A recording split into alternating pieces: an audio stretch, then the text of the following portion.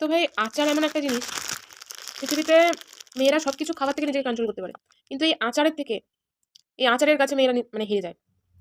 এর কাছে নিজেকে কন্ট্রোল করা সম্ভবই নয়। মানে এটা আলাদাই একটা টেস্ট, ঠিক আছে?